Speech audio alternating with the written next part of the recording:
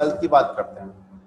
ठीक है, ट्वेल्थ की बात करते हैं। जब आपका एग्ज़ाम हो जाता है ना, एग्ज़ाम या एग्ज़ाम से दो दो महीने या 3 महीने पहले हम लोग ये सोचते हैं कि अब फ्यूचर में क्या करेंगे, आफ्टर ट्वेल्थ क्या करें।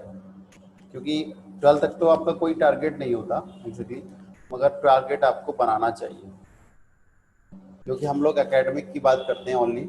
इन फ्यूचर आपका ट्वेल्थ पास आउट होने के बाद आपको कहाँ पर स्टैंड करना है, या आपको सेटअप अभी से बनाना पड़ेगा। इसीलिए ट्वेल्थ बोर्ड होता है और करियर का टर्निंग पॉइंट होता है।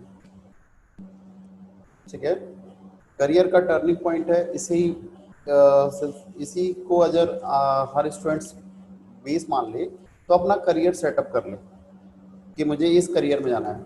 ऐसा नहीं है कि आपका ट्वेल्थ करने के बाद बीटेक करेंगे। बीटेक किस ट्रेड से करना है आपको, पीसीएम का लो बच्चों के लिए, किस ट्रेड से करना है, क्योंकि एक ट्रेड तो है नहीं, वहाँ आप स्पेसिफिक हो जाएंगे किसी भी चीज़ के लिए। अगर हम फिजिक्स की बात करें, आपका कोई पर्टिकुलर टॉपिक है, वो वहाँ पर एक ब्रांच बन जाता है इंडस्ट्री में। ठीक है, तो इंडस्ट्री में एक ब्रांच बन जाती है। तो अभी से स्पेसिफाई कर लीजिए कि मैं उस टॉपिक पर जो एक ब्रांच है उसमें मास्टरी हासिल करनी है मुझे।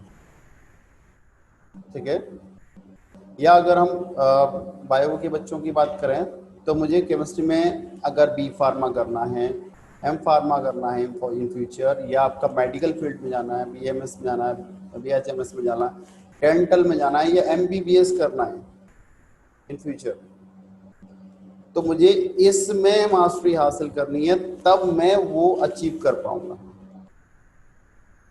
तो अभी से सेटअप बनाइए अपना। ठीक है, तो वो ज़्यादा वो रहेगा। क्योंकि अगर हम अभी से टारगेट नहीं बनाएंगे तो इन फ्यूचर कंफ्यूज हो जाते हैं बच्चे, कुछ नहीं होता है। एट लास्ट उन्हें बीएससी ऑप्शन दिखाई देता है। मैं आपको बता रहा हूँ, मैं हर साल बच्चों को देखता हूँ, पर ईयर आपका यही हाल होता है बच्चों का। पूरी साल वो केवल देखते रहते हैं और माइंड सेटअप नहीं होता। लास्ट में आके पूछते हैं सर अब हम क्या करें एग्जैक्टली। क्योंकि एडमिशन्स इतना आसान नहीं है। ठीक है, क्योंकि अभी हम एक मानिए, अभी हम एक कुएं में हैं, कुएं में एक मेंढक की तरह से हैं, और हमें एक दुनिया जो है वो केवल एक कुआं दिखाई दे रहा है, और वही हमारी दुनिया है। आफ्टर ट्वेल्थ हमारे पास एक फ्री स्पेस होता है। ठीक है, आपने एफर्ट्स किए, ट्वेल्थ क्रॉस किया, मतलब उस वेल से, उस कुएं से बाहर आके आप उस वॉल पर आकर बैठ गए हैं। इमेजिन करिए आप एक फ्रॉग है, मेंढक है, और वहां पर जाकर आप वॉल पर, वेल के वॉल पर आकर बैठ गए हैं आफ्टर ट्वेल्थ। अब आप आसपास देख रहे हैं, पूरी तरफ पूरा आपको बहुत दूर दूर तक कुछ नहीं दिखाई दे रहा है। तब आप क्या करेंगे, जस्ट थिंक, सोचिए। उस कंडीशन में स्टूडेंट्स क्या हैं, बहुत ही वो नर्वस फील करते हैं कि हम अब किस रास्ते चलें, क्योंकि वहाँ आप फ्री होते हो किसी भी रास्ते जाने के लिए। और ये आप पर डिपेंड करता है कि आप किस रास्ते या किस पाथवे या किस टारगेट को चूज करते हैं। टारगेट आपके सूटेबल कंडीशन में रहा, ठीक है, तो ठीक। अब प्रॉब्लम्स हमारे पास एक चीज़ और है, प्रॉब्लम्स एक और है कि हम लोग अपने फ्रेंड्स को फॉलो करते हैं कि नहीं, मेरा फ्रेंड अगर बी फार्मा कर रहा है या बीटेक इलेक्ट्रिकल से कर रहा है या इलेक्ट्रॉनिक्स से कर रहा है, तो हम भी उसी रास्ते में चल देते हैं, उसी के पीछे पीछे। ये नहीं सोचते कि हमारा ब्रेन क्या कह रहा है, या मुझे किस रास्ते पर जाना है, या किस में मुझे मास्टरी हासिल है, वो ट्रेड मुझे चुनना चाहिए। गार्जियंस ने कहा इलेक्ट्रॉनिक्स ले लो, तो भैया इलेक्ट्रॉनिक्स ले लो। बाद में जब बीटेक में बैक आती हैं तो फिर प्रॉब्लम्स क्रिएट्स होती हैं। ठीक है, तो हमें वो चूज करना चाहिए जिसमें हमारा इंटरेस्ट हो। ठीक है, हमें जो इंटरेस्टेड लगता है हम उस चीज़ को फॉलो अप करेंगे तो ज़्यादा बेस्ट रहेगा। क्योंकि मैं अपनी लाइफ का एक टर्निंग पॉइंट बताता हूँ, शायद हो सकता है आप लोग इंस्पायर्ड हो। ठीक है, अगर आप लोग बोर हो रहे हैं तो मैं आपका कंटिन्यू करता हूँ, बताइए कल का topic. No sir. No sir. और अरे सर बताइए। बताइए सर। ठीक है चलिए, कभी कभी आप लोगों से बात भी हो जानी चाहिए, ठीक है, अच्छा लगता है, क्योंकि आप लोगों से डायरेक्टली रूबरू तो नहीं होते हैं हम लोग, ठीक है, बट कभी कभी आप लोगों से बात हो जाती है, हो जाएगी तो आपका सब्जेक्ट भी इंटरेस्टिंग रहेगा। और ये नहीं है कि हम आए, लेक्चर लिया, that's it, then back to pavilion होकर हम लोग बैठ गए। कभी कभी हंसी मजाक भी हो जाना चाहिए, ठीक है, और इंटरेस्ट बना रहता है। मैं आपका टर्निंग पॉइंट बताता हूँ। एक्चुअली मेरा जो सब्जेक्ट था वो बायोलॉजी था, ठीक है, और मुझे अपना करियर भी बायोलॉजी में ही बनाना था। मैं आफ्टर 12th 2005 में, मैंने जब 12th की थी, तो 2005 के बाद मैंने सोचा था कि एमबीबीएस, क्योंकि होता क्या है, आफ्टर 12th हम लोग सोचते हैं बहुत आसान है हर चीज़। मैं जब आपका आफ्टर 12th जब हुआ था, 12th में कर रहा था, तो कोई नहीं सोचते थे यार ठीक है 12th हो जाएगी आपका, यहाँ सेटल हो जाएंगे, वहाँ सेटल हो जाएंगे, ठीक है। बट असली जब हुआ, जब हम आफ्टर 12th जब पास आउट हुए थे, तब वही हालत हुई थी जो उस फ्रॉक की थी, जो उस बैल से बाहर आया था। हमें कुछ नहीं दिखाई दे रहा था, कोई टारगेट नहीं था, ठीक है, बस ठीक है हमारे अपने फ्रेंड्स थे जिन्होंने हमें गाइड किया था, ठीक है, हमारे सीनियर थे उन्होंने हमें गाइड किया था, टीचर्स थे जिन्होंने हमें गाइड किया, ठीक है। उन्होंने कहा कि आप चलिए AIPMT, पहले एक फॉर्म आता था all India pre medical test का MBBS के लिए, तो वो फिल किया। एंड सेकेंड CPMT था, आप लोग जानते ही हैं CPMT, अब तो एक कॉमन हो गया है एग्ज़ाम, CPMT था। प्लस इवन दैट मैंने बीटेक में भी अप्लाई किया, सॉरी बी फार्मा में भी अप्लाई किया था, इवन दैट, यानी कि हर जगह आप अप्लाई करने की सोचते थे हम लोग, और इवन दैट आज के बच्चे भी वही करते हैं, जो बहुत गलत है, ठीक है। हमने भी यहाँ भी फॉर्म, वहाँ भी फॉर्म, हर जगह BSc भी फॉर्म डाल दिया, बी फार्मा में फॉर्म डाल दिया, CPMT में भी डाल रहे हैं, AIPMT में भी डाल रहे हैं, हर जगह कोशिश कर रहे थे कि कहीं ना कहीं कुछ ना कुछ सेटअप हो जाए, बट एक पर्टिकुलर टारगेट नहीं था। चलिए, तो आपका ओवन इवन दैट अपने फ्रेंड्स के कहने पर हमने क्या किया, AIPMT का फॉर्म भर दिया, प्लस CPMT का। CPMT में रैंक बहुत ज़्यादा थी, ठीक है, तो वहाँ पर सेटअप नहीं बन पाया। सेकंड थॉट मेरा AIPMT में जब रिजल्ट आया, तो आई एम वेरी हैप्पी कि मेरी जो रैंक थी मात्र 1200 रैंक थी, ठीक है, ऑल इंडिया, ठीक है, और मेरी काउंसलिंग थी इलाहाबाद। तब मैं यहाँ पर रेंट पे रहता था, मेरे फादर उत्तराखंड में एग्रीकल्चर ऑफिसर थे, कृषि अधिकारी, ठीक है, तो वो वहाँ थे, तो उन्हें नेपाल बॉर्डर पर वहाँ इलेक्शन चल रहे थे, पोलिंग में उनकी ड्यूटी लगी हुई, ठीक है, और मैं यहाँ अकेला था, यहाँ हाथरस अड्डे पर, अलीगढ़ में ही हाथरस अड्डे पर मैं रेंट पे रहता था। यूको बैंक के मैनेजर हैं, आप कोयले वाली गली में जो यूको बैंक है वहाँ, उनके मैनेजर के यहाँ मैं रहता था रेंट पे, अपना खाना खुद बनाता था, सब कुछ ओवरऑल। मेरी काउंसलिंग थी इलाहाबाद में, बट प्रॉब्लम ये थी कि अब आफ्टर 12th आपसे कहा जाए इलाहाबाद चले जाइए तो आप बहुत मुश्किल हो जाएगा, आप अपने गार्जियंस को अफोर्ड करेंगे कि वो आपके साथ जाएं काउंसलिंग में। इवन दैट आप किसी भी आपके स्कूल में भी एडमिशन होता है तो आपके गार्जियंस आपके साथ जाते हैं, तो हमारा भी वही थॉट था कि हमारे गार्जियंस अपने साथ जाएं। बट प्रॉब्लम ये थी कि पापा जी पोलिंग में लगे हुए थे, भैया अपने बीटेक कर रहे थे काइट से, गाजियाबाद में जो काइट है कंप्यूटर साइंस से उन्होंने बीटेक किया है, तो वो वहाँ से बीटेक कर रहे थे, उनका भी प्रोजेक्ट वर्क चल रहा था उस समय, वो एक प्रोजेक्ट पे काम कर रहे थे सॉफ्टवेयर पर, तो वो वहाँ भी बिजी थे। इवन दैट एट लास्ट मैं वहाँ नहीं जा पाया AIP में, इलाहाबाद काउंसिल। वो मेरे लाइफ का सबसे बड़ा टर्निंग पॉइंट था, शायद लाइफ चेंज हो जाती, बट यही चीज़ होती है कि कोई चीज़ हमें अपॉर्चुनिटी मिलती है और हम उस अपॉर्चुनिटी को एक्सेप्ट नहीं करते। देखिए कंडीशन भी होता है, ऐसा नहीं है कि हमें अपॉर्चुनिटी मिलती है और हम हर अपॉर्चुनिटी को कैप्चर करें। कभी देखिए फैमिली प्रॉब्लम आती है, कभी आपकी कोई भी कंडीशन हो सकती है, आपकी पर्सनल कंडीशन हो सकती है, आप उसको नहीं कर जी पा, बट इसका मतलब ये नहीं है कि हम उसको हार कर बैठ जाएं कि नहीं हमें वो चीज़ नहीं मिली तो हमें आगे एफर्ट्स नहीं करने हैं। हमें एफर्ट्स करते रहने चाहिए। इवन दैट फिर उसके बाद मैंने बीएससी में एडमिशन लिया, बीएस कॉलेज में, और वहाँ से फिर मेरी लाइफ बहुत अच्छी ग्रोथ करने लगी, क्योंकि बिफोर 12th हम कुछ नहीं समझते थे, क्योंकि मेरे पास बहुत बड़ा प्लेटफॉर्म था।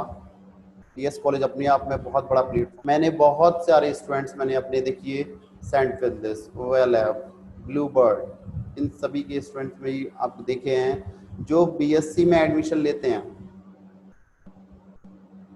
क्योंकि उनका एडमिशन इतना आसान नहीं होता, इतना आसान नहीं एडमिशन नहीं हो पाता, तो वो क्या करते हैं एट लास्ट बीएससी में एडमिशन लेते हैं। देखिए सपने बहुत होते हैं, हम सपने बहुत देखते हैं, 12th क्लास में बहुत सपने देखते हैं कि नहीं हम ये करेंगे वो करेंगे, बट आफ्टर 12th क्या होता है मैंने बहुत देखा है। जब हम देखते थे 2012 मैंने कॉलेज ज्वाइन किया था, मास्टर कॉलेज, तो वहाँ जब बच्चे आते थे तो कोई कृष्णा से आ रहा है, हेरिटेज से आ रहा है, डीपीएस तक के बच्चे मैंने वहाँ पे पढ़ाए थे। तो उनसे जब डिस्कस होता था तो बड़ा फील होता था कि बच्चे कहाँ तक की सोचते हैं और लाइफ उन्हें कहाँ आकर खड़ा कर देती है। मैं देखिए आज ये लेक्चर इसलिए ले रहा हूँ, देखिए अभी हमारा स्टार्टिंग पॉइंट है, ठीक है, अभी आपका सेशन इस ये मानिए कि अभी आपके पास है टाइम, ठीक है, थोड़ा सा सीरियस हो जाएंगे तो इन फ्यूचर लाइफ बहुत आसान हो जाएगी, ठीक है।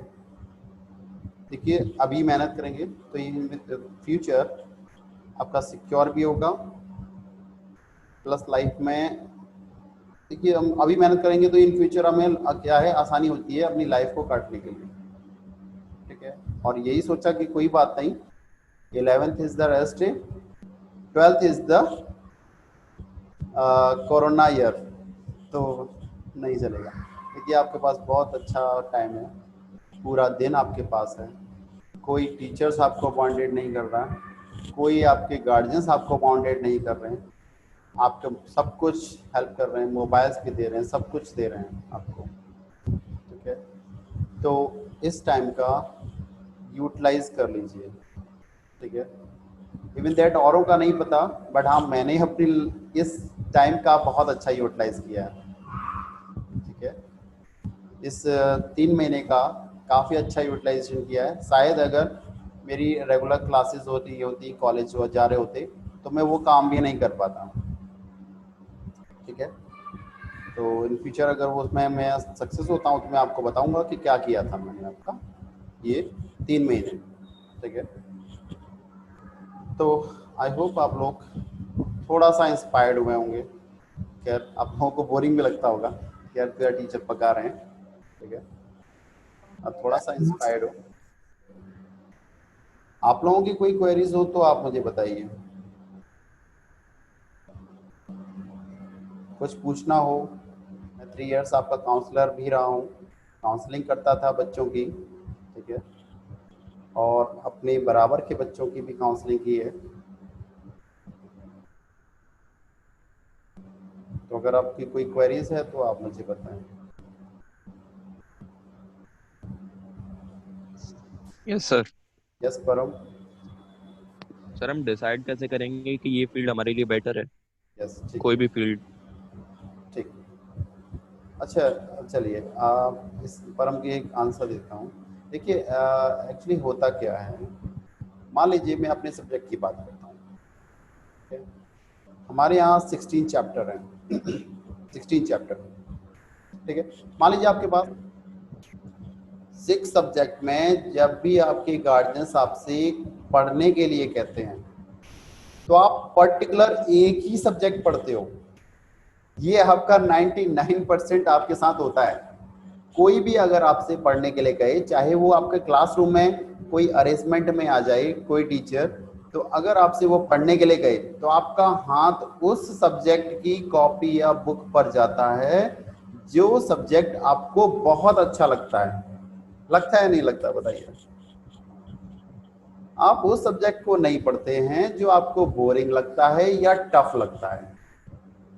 जो आपको इजी लगता है या बहुत डेली लाइफ में आपको बहुत थोड़ा सा वो करता है, तो आप उसी सब्जेक्ट को पढ़ते हो, डेली पढ़ना चाहते हो। चाहे वो स्टोरी बुक है हो, आपकी हिंदी की बुक हो, चाहे वो इंग्लिश की बुक हो। फिजिक्स केमिस्ट्री में हाथ शायद आपका बहुत कम जाता है। बहुत कम स्टूडेंट हैं जो इंटरेस्टिंग जो जिनको ऐसा लगता है कि नहीं फिजिक्स केमिस्ट्री बेस्ट है, तो वो उसको पढ़ने की कोशिश करते हैं। ठीक है, अब वही चीज़ अगर हम अपने टॉपिक पर ले लें, ठीक है, पर्टिकुलर कोई एक टॉपिक आपको बहुत अच्छा लगता होगा, क्योंकि पर हम अब पीसीएम में हो, ठीक है, पीसीएम वाले बच्चों के लिए बोल रहा हूँ, फिजिक्स में, ठीक है, आपका मोस्टली जो फिजिकल आपका जो इन फ्यूचर जो फील्ड है वो फिजिक्स से ही कोरिलेट करता है और केमिस्ट्री से। ठीक है, उसमें से कोई एक टॉपिक आप सेलेक्ट करिए, क्योंकि देखिए फिजिक्स के मोस्टली जितने भी चैप्टर्स हैं वो आपके एक ब्रांच में कन्वर्ट होते हैं, इन फ्यूचर एक ब्रांच में आपके कन्वर्ट हो जाते हैं। तो उसमें से आपका इंटरेस्टिंग टॉपिक सेलेक्ट करिए जो आपको बेस्ट लगता है। मैंने अभी पहले ही बताया था स्टार्टिंग में, आपको उसमें मास्टरी हासिल करनी है उस टॉपिक पर। अगर आपको उस पर मास्टरी हासिल हो जाएगी तो आप किसी भी, अगर उस पूरे कंटेंट में से अगर कॉर्नर से भी क्वेश्चन अराइज होता है तो आप वहां से भी उस क्वेश्चन को सॉल्व करने की कैपेबिलिटी रखते हो। अगर वो टॉपिक पे आपका कमांड ही नहीं है तो आप चाहे बीटेक में उस ट्रेड को ले लें तो आपकी बैक आती रहेगी, बैक आते आते आप 4 ईयर में भी उसको क्लियर नहीं कर पाएंगे। ठीक है, पहले अपने माइंड को सेटअप करो कि मुझे किस फील्ड में जाना है। ठीक है, अपने माइंड को आप सेटअप करिए कि आपको किस फील्ड में जाना है और किस टॉपिक पे आपका फ्यूचर आपको क्रिएट करना है। सेम एज अगर हम बायोलॉजी की बात करें तो बायोलॉजी भी पर्टिकुलर एक स्पेसिफिक फील्ड जनरेट करता है आफ्टर 12th, कि आपको ब्रेन का डॉक्टर बनना है या नोज का या ईयर का या थ्रोट का या माउथ का या टीथ का या लंग्स का या हार्ट्स का, व्हाटएवर। ठीक है, पर्टिकुलर एक फील्ड आपको चुनना पड़ेगा कि मुझे इस फील्ड में आपका मास्टरी हासिल करके इसका डॉक्टर बनना है, या मुझे बी फार्मा करके मेडिकल लाइन में जाना है, या मेडिकल स्टोर आपका खोलना है, या आपके जो एमआर होते हैं या किसी इंडस्ट्री में मेडिसिन मैन्युफैक्चरिंग के लिए मुझे जाना है। तो देखिए इसमें कोई और आप केवल देखिए सजेस्ट कर सकते हैं, टीचर्स, आपके फ्रेंड्स, आपके गार्जियंस आपको सजेस्ट कर सकते हैं, बट फाइनल डिसीजन आपका खुद का होता है। ठीक है, ये आपका खुद का डिसीजन होता है कि आपको किस फील्ड में उतरना है, अपने आप को मास्टरी हासिल करके उस फील्ड में आपको अपना करियर सेटअप करना है। ये आपको खुद को डिसाइड करना होगा। हम तो केवल आपको गाइड कर सकते हैं, आपके गार्जियंस आपको गाइड कर सकते हैं, आपके दोस्त आपको गाइड कर सकते हैं। अपने फ्रेंड्स के साथ रहिए, ठीक है, और उनका कोऑपरेशन मिल रहा है आपको, बहुत अच्छी बात है। ठीक है, बट अपने करियर को एक बार सेटअप करके देखिए कि मुझे कहाँ पे जाना है। ठीक है, क्योंकि लाइफ आपका 12th में ही जाकर ख़त्म नहीं होती, उसके इन फ्यूचर बहुत बड़ा फील्ड है आपके पास, बहुत बड़ा फील्ड है। ठीक है, क्योंकि देखिए अगर हम बात करें जो सक्सेसफुल इंसान है, चाहे वो आपका कोई भी आईटी गेनर हो, चाहे वो सीपीएमटी टॉपर हो, ठीक है, उनकी सबकी अगर आप हिस्ट्री उठाएं या उनका आपका इंटरव्यू सुनेंगे तो वो उनका एक ही वह है मोटिव रहा है कि उन्होंने उस फील्ड को चुनने से पहले उस फील्ड की मास्टरी हासिल की होगी, तभी वो इस फील्ड में सक्सेस हासिल किया। ऐसा नहीं, जो भी सक्सेसफुल इंसान है उसके ऊपर वो अगर जबरदस्ती थोपा जाएगा तो वो उस फील्ड में कुछ भी नहीं कर सकता। अब आप सोचिए, आपका इंटरेस्ट आपका मेडिकल फील्ड में है, आपको पीसीएम दिला दी जाए तो फिर आप क्या उसमें क्या मास्टरी हासिल करेंगे? नहीं होगा। ठीक है, रिजल्ट आएगा।